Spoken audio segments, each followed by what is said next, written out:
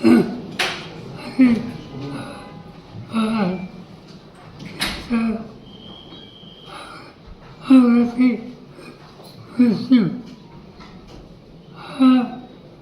रस्त्याला हे प्रचंड असा धक्का आहे.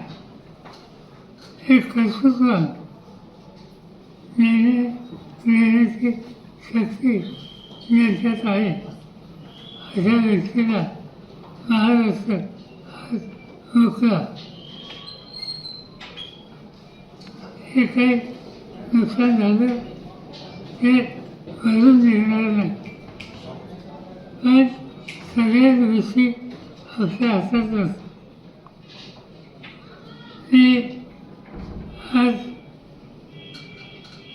मीडियासोबत येणार नसतो, परंतु काही विरुद्ध पक्षात हा अपघात याच्यामध्ये काहीतरी राजकारण आहे अशा प्रकारची भूमिका कलकत्त्यावरून मांडली गेली.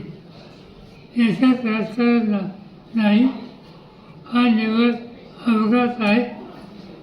त्याच्या यातना महाराष्ट्राला आम्हा सगळ्यांना सतत कृपा करून इथं राजकारण आणू नये एवढंच सांगायचं.